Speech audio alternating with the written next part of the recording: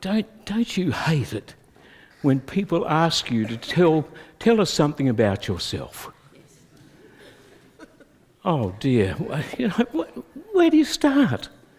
You might be in a atheist anonymous meeting, and they say, "Oh, now you're a newcomer. Just tell us a bit about yourself." What are you going to say? I hate sport.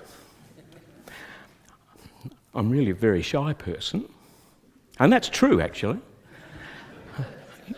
What? Well, one who was not afraid to put himself forward and show who he really was Luke. You note how Luke starts off, or whoever it was in the gospel that we read according to Luke. He starts off by saying, many others have actually tried to write a report of what we've been going on. Well, I've examined all, and I'm going to write you really a good one. Well, actually, it's the only one of the first three Gospels where the writer uses the personal pronoun. I am going to do something. And then he actually proceeds to write in the best Greek of the Gospel writers. It's as if Luke is saying, what I am going to tell you is of the highest importance.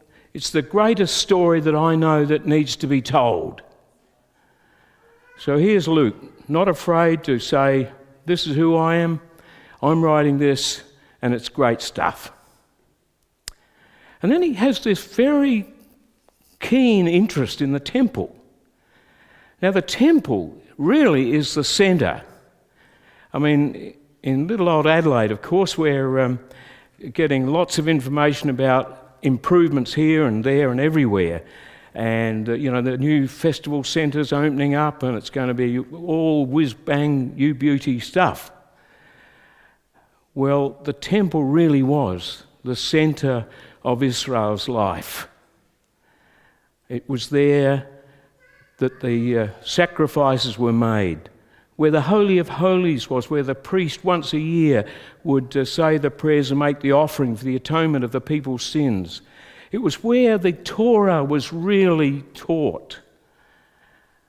It was a cultural centre, a religious centre, a centre of civic life.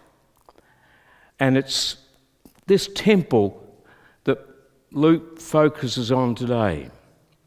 Now, it's a story that we know very well. It usually comes in every year following Christmas. The first story, and we call this, of course, Christmas 1, not the Sundays after Christmas, but it's still the Christmas story, if you like.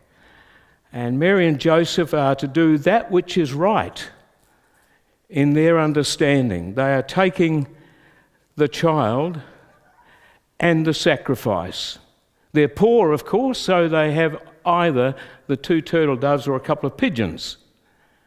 And you may recall another story later on where the money changers are selling the pigeons and so on for sacrifice in the forecourt. So that was all so that they could make the proper offering and do that which was right in their understanding of their relationship with God. And so they come. And we're told that there are 2 other people there, and they sort of make the headlines. Before the photos are taken and it appears in the Daily Chronicle, it's these 2 old people, which gives us, of an age, a certain amount of hope and a certain amount of encouragement, and I guess a certain amount of feeling that this sort of emphasis on young people, every church that's got an old congregation has got to get a youth worker, so they'll bring the youth in. I'm not sure if that's the way it happens, but surely we must feel that this is a story for us. This story of 2 aged people, Simeon and Anna. They're both devout. They attend to the worship of God faithfully. And they're the ones who welcome this young family. A father and a mother and a child. I can imagine the preparation for that day. What kind of clothes are they going to put on Jesus? That little sailor suit doesn't seem to be appropriate. Maybe something in a shade of white would be better. Or what was Joseph doing? Was he making sure that there was enough food ready for the after the ceremony party? Well, they arrive. And again, I can imagine old Simeon. Now, you know, those of us of an age, you kind of get bumping into things and you get these sort of red things that come up quite easily. We become more thin-skinned. And I can imagine old Simeon holding out his scrawny hands and asking if he could hold the child. And here's young Mary, the young mother, with this precious infant. Is she going to risk handing this nude baby over to this old guy? What was going through her mind? But she trusted him. And then Anna comes on the scene. She has been there day in and day out, fasting and praying and being very faithful to God. And she sees in this child the future. And it's a future full of hope. And you know what old Simeon said? Let me just give you a little aside. When I was in theological college, in our chapel services, we used to sing this every time we had a chapel service in the old language. Lord, now lettest thou thy servant depart in peace, for according to thine word, for mine eyes have seen thy salvation, which thou hast prepared before all people. In the face of the... Yes. We didn't go... Well, you didn't do that here in Adelaide. No, I did it in high school. In high school. So that was so beautiful, the words that Simeon uttered that day according to the story, that the early church made it into a song. Lord, now let your servant depart in peace according to your word. He's prepared to die. He's seen the future in this child. Well, that's an old story, and it's lovely.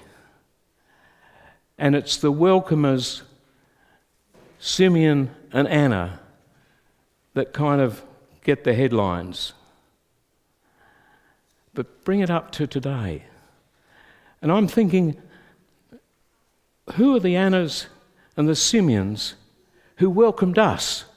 Whichever church we grew up in and were welcomed in, or if it was this church, who were the Simeons and the Annas who saw in you the future, who saw hope and the good news in you? And who are the Simeons and the Annas today in this church? There are many of you.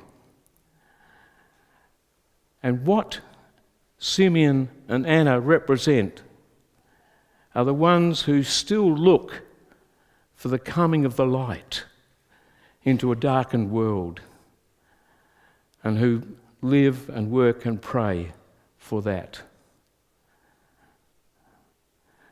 Don't you hate it when people ask you to say something about yourself? Well, thankfully, Luke did say something about himself and told us this wonderful story.